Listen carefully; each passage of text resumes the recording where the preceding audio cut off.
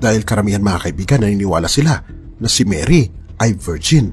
Ngunit hindi mga kaibigan virgin si Mary. Dahil kung ating mababasa ay may mga kapatid pa si Jesus Christ. Dahil nagkaroon mga kaibigan ng anak si Joseph at Mary ng ilan pang mga anak na kapatid din ni Jesus Christ. At isa mga kaibigan sa kanyang mga kapatid ay si Jude. Kaya kung ating makita mga kaibigan, hindi virgin si Mary. Ito ang ikinakalat na chismis sa mga iba't ibang sulpot na sikta mga kapatid. Kung sa anghel, ang sabi ng anghel, si Santa Maria ay bukod siyang pinagpala sa babaing lahat. Alam nyo, sa ibang mga nagsusulpotang sikta na tatag lamang ng tao, si Santa Maria ay bukod siyang pinaglapastangan sa babaing lahat. At ito ang ating sasagutin, samahan ninyo ako.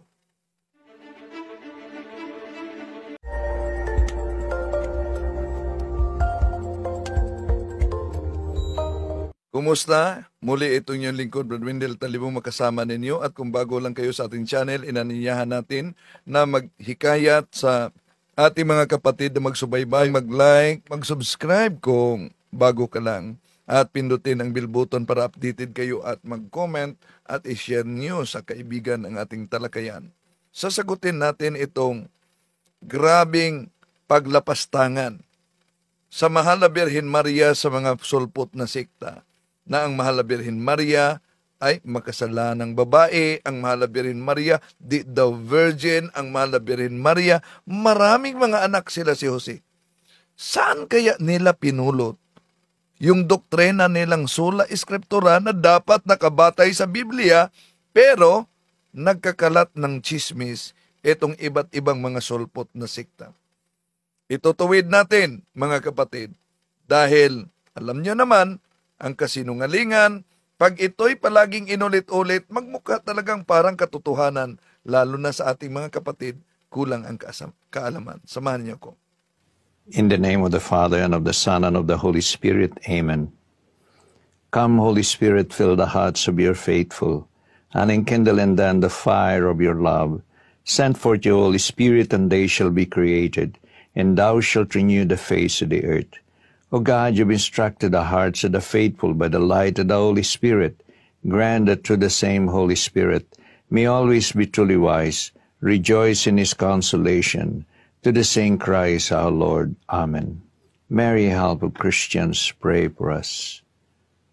In the name of the Father, the Son, the Holy Spirit. Amen. Ating sasugutin muna ito dahil ang mas matindi pa nito ay yung ikinakalat nila na si Santa Maria ay ika-4 daw na persona sa Santissima Trinidad. Saan kaya nila yan napulot ng chismis? Pero sasagutin natin ito mga kapatid, punto por punto. Mga kaibigan, ang sinasabi ng doktrina ng Roman Catholic Church dahil sila ay mas superior mga kaibigan sa Biblia, at binabanggit nila mga kaibigan na lahat ng sinasabi ng Papa ay mas mataas pa sa salita na binabanggit mga kaibigan sa Biblia. Kaya naman ayaw nila mga kaibigan. Una mga kapatid, ito, sino ang superior sa paaralan? Ang aklat o ang guro? Ang Biblia ay produkto sa tunay na iglesia. Kaya nga, kung tignan natin ang aklat ni Loren Waitner, Roman Catholicism, page 102, the Roman Catholic Church produced the Bible, and that we receive it from her. Ano ba sabi ng ating Panginoon Jesucristo? Juan Kapitulo 10, versikulo 16. Makikinig sila. Sa sino? Kung tingnan natin ang itong paraphrase on the New Testament, napakalinaw ang mabasa dito sa John chapter 10 verse 16. And besides the Jews, I have chosen people among Gentiles. Them I must call and gather to me. The Jews and Gentiles shall be one Catholic Church under me, their only universal head and shepherd. Kaya sa ibang salin, makikinig sila. Saan? Sa one under me, the only one shepherd. At bakit nagiging vicar si San Pedro? Dahil kung tingnan natin ang 2017 ng 1, ano sabi ng ating Panginoong Hesus? Simon, feed my sheep. At anong ibig sabihin ng feed my sheep? Jeremiah chapter 3, verse 15, I will give you a pastor with all my heart, Dewey version, and he will feed you with knowledge and doctrine. Ito daw ang dahilan, na ayaw pabasahin ang mga miyembro ng simbahang Katoliko sa Biblia. Mali. Dahil sabi ni Saint Jerome na siya ang nag-translate from Hebrew, Greek sa Latin at natapos 405, ignorance of the Bible is ignorance of Christ. Ayaw ng simbahan pabasahin sa mga piki na Biblia, tulad ng mga Bibliyang imbento lang ng sulpot dahil walang pagkakaiba sa gobyerno natin. Sa ating pamahalaan, di po ba? Bawal sa bawat isa na Pilipino na magkakaroon ng piking pera. Ganon din sa piking Biblia. Okay, tuloy natin. Na ipapabasa ang Biblia sa mga normal mga kaibigan na mamamayan. Dahil tayong mga profesional lang daw. Mali! Dahil alam natin mga kapatid na bawat linggo meron tayong iba't ibang Bible study sa lahat ng mga gustong sasali sa ating Bible study. No? At tinuturoan natin tungkol sa Biblia. Kaya mali at ito'y pawang chismis lamang mga kapatid. Dapat bumasa nito. Ngunit binabanggit mga kaibigan sa Revelations 1 verse 3 na mapalad ang mga buwabasa ng banal na kasulatan. Kaya naman mapalad tayo mga kaibigan. Yung tungkol sa sulat ni San Juan. Pero nang nabasa yung sulat ni San Juan, ibig ba sabihin buong aklat na yon na Old and New Testament? At depende sa konteksto. Kung ang nagbasa ay sulpot na sekta, ang resulta niyan, unang Juan 2:18-19, nandito na ang mga antikristo. Kaya nga, karamihan galing sila sa simbahang Katoliko. Bakit? Ano nakasulat? Sila'y galing sa atin, ngunit sila'y humihiwalay sa atin upang makilala na sila'y hindi kasama natin. At ngayon, nagsilitawan at natupad ang babala ng ating Panginoon Jesucristo. San Mateo 7:21, San Mateo Kapitulo 24, nalilitaw talaga ang mga bulaang mga ngaral. Tuloy natin. Ating pag-aaralan ang patungkol sa banal na kasulatan. Ang unang doktrina mga kaibigan kay Mary na tinatawag mga kaibigan the doctrine of the Immaculate Conception. Karamihan ng mga tao ay hindi naiintindihan ang bagay na ito. So tama. Kahit na ang karamihang mga tao, lalo na sa mga sulpot na sekta. Dahil sa Immaculate Conception na tinalakay nila, akala niya yung Immaculate Conception ay yung perpetual virginity din. At ito ang kanilang tinera na hindi Immaculate Conception dahil maraming mga anak si Santa Maria. Dahil karamihan mga kaibigan naniniwala sila na si Mary ay virgin. Yes, yon ang tinatawag na perpetual virginity. Mga kaibigan, virgin, si Mary. Dahil kung ating mababasa, ay may mga kapatid pa, si Jesus Christ. Dahil nagkaroon mga kaibigan ng anak, si Joseph at Mary. Sige. Di po ba mga kapatid, sola scriptura sila, Bible alone? Malinaw sa kanilang mga ikinakalat na chismis na si Santa Maria at si Jose nagkakaroon ng mga anak. Saan mabasa sa Bible Scholars Commentary na si San Jose at si Santa Maria ay nagkaroon ng mga anak?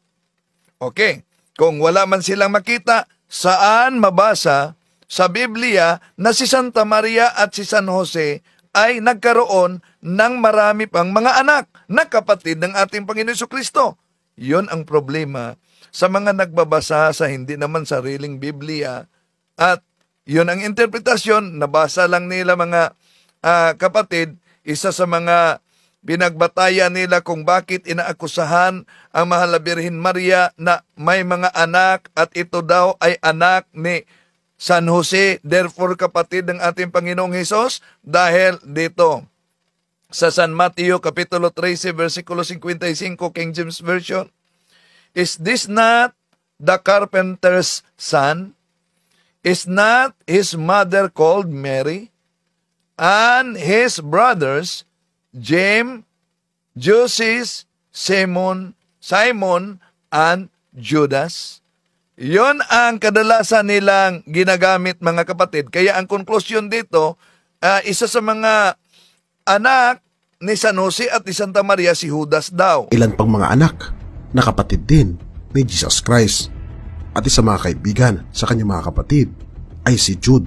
Yan. Ating tatalakayin ito, mga kapatid, punto por punto, isa-isahin natin. Kung ito ba si Judas, ito ba si Jose at si Simon, sila ba ay mga anak ba talaga ni San Jose at ni Santa Maria batay sa kontekstos Biblia? Una, mga kapatid, ang ginagamit nila na San Mateo Kapitulo 13, versikulo 55 ay hindi po yan literal na kapatid sa laman ng ating Panginoong Hesus. Sila si James, John, mga kapatid, batay sa interpretasyon, lalo na sila si Judas, Simon Jose, batay sa interpretasyon nito mga nagsusulputang sikta. At isa din sa kanilang ginagamit, mga kapatid, bakit hindi literal na kapatid ng ating Panginoong Hesus etong si James at si John na binanggit sa Biblia, mga kapatid? Tingnan natin sino ang ama ni Santiago. Kung tingnan natin ang mabasa sa San Mateo Kapitulo 10, versikulo 2 hanggang 3, ito ang mabasa natin. The names of the 12 apostles are these. First, Simon, called Peter, and his brother Andrew, James, the son of Zebedee, and his brother John, Philip and Bartholomew, Thomas and Matthew, the tax collector, James, the son of Alphaeus, and Thaddeus. Napakalinaw, mga kapatid, batay mismo sa nabasa nating talata San Mateo Kapitulo 10, 3, na may dalawang apostol na binanggit na kaparihong pangalan na Santiago, James. Una, yung James na anak ni Zebedeo. James is the son of Zebedee. At yung pangalawa ay si James Santiago na anak ni Alphaeus. So, kita niyo, mga kapatid, hindi binanggit sa isa man sa dalawang Santiago na James, son of Joseph the carpenter. Wala tayong mabasa na ganyan. Pero nag-imbento sila ng sarili nilang chismis. So, alam naman natin na si San Jose ay asawa ni Santa Maria. Pero hindi binanggit sa Biblia, mga kapatid, na si San Jose bilang tatay sa isa sa dalawa o sa dalawang Santiago batay sa Biblia. Di po ba doktrina nila? Sola Scriptura, the Bible alone? Kaya si Santiago, James sa English, ay hindi anak ni Santa Maria na ina ng ating Panginoong Hesus. At kung hindi anak ni Santa Maria na ina ng ating Panginoong Hesus, si James, therefore, ay hindi kapatid ng ating Panginoong Hesus sa iisang nanay. At therefore, hindi din kapatid ni Hesus si Judas sa isang nanay sa talata sa Mateo Kapitulo 13, versikulo 55-56. Dahil si Judas ay kapatid ni Santiago. Kung tingnan natin ang mabasa sa Judas Kapitulo 1, versikulo 1, ito ang ating mabasa. From Jude, servant of Jesus Christ and brother of James, to those who are called, to those who are dear to God, the Father, and kept safe for Jesus Christ. See, Napakalinaw mga kapatid na si Judas Tadeo dito sa Judas Kapitulo 1, versikulo 1, sino na? Kapatid ni Santiago na anak ni Zebedeo o ni Alpios na mabasa sa San Mateo Kapitulo 10, versikulo 2 hanggang 3. At hindi si Jose na panday na asawa ni Santa Maria na ina ng ating Panginoong Hesus. So therefore, hindi siya kapatid ni Jesus sa isang nanay na si Santa Maria na asawa ni San Jose, na hindi naman binanggit sa San Mateo Kapitulo 10, versikulo 2 hanggang 3 na iisa ang tatay ni Santiago na kapatid ni Judas Tadeo ayon sa Judas Kapitulo 1, versikulo 1 mga kapatid. Ngayon, baka magtanong, di po ba binanggit sa San Mateo Kapitulo 13, versikulo 55, nandiyan din ang pangalang Jose? Ito ba Junior? Pag-aralan natin mga kapatid. Kung ito bang Joseng ito na sinabi na kapatid ng ating Panginoong Hesus ay anak ba talaga ito ni Jose na asawa ni Santa Maria? Tingnan natin, pag-aralan natin. Tingnan natin ang San Marcos Kapitulo 15, versikulo 40. Ito ang mabasa natin mga kapatid. There were also women looking on from a distance. Among them were Mary Magdalene, Mary the mother of the younger James, and of Joses, and Salome. See, napansin ninyo mga kapatid kung sino ang binanggit na mga kapatid at nanay nila. So, ngayon, itong si Santa Maria na nanay ni Santiago at ni Jose ay hindi po yun ang nanay ng ating Panginoong Hesus. Dahil yan ay ibang Maria, sa English, other Mary, na tinutukoy sa Biblia. Saan natin mabasa?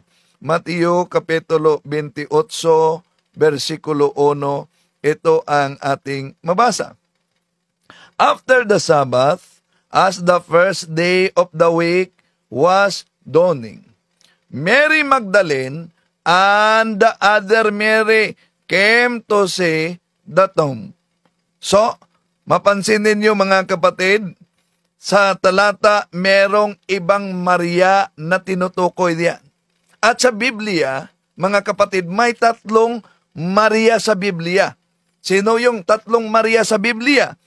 Maria na nanay ni Jesus, Maria Magdalena, at yung tinatawag na other Mary, yung iba pang Maria. Ngayon, sino naman itong ibang Maria o other Mary sa Biblia? Okay, tingnan natin ang John chapter 19 verse 25. Ito ang mabasa natin. Near the cross of Jesus stood his mother's sister, Mary the wife of Cleopas, and Mary Magdalene. See? Napakalinaw mga kapatid sa konteksto sa Biblia, batay sa chismis lang. Ang ibang Maria pala na asawa ni Cleopas, hindi ni Jose na panday, at kapatid naman ni Santa Maria na ina ni Jesus, yun ang tinatawag na ibang Maria. Kung baga, kita ng ating Panginoong Hesus yung ibang Maria. Kaya, si Jose ay hindi anak ni Santa Maria na ina ng ating Panginoong Hesus. At kung hindi si Jose anak ni Santa Maria na ina ng ating Panginoong Hesus, therefore, hindi kapatid ng ating Panginoong Hesus sa iisang ina. Dahil itong Jose ay anak ni Cleopas na asawa naman sa ibang Maria. To make his message known is our responsibility. So here we are to pledge our lives to the Lord.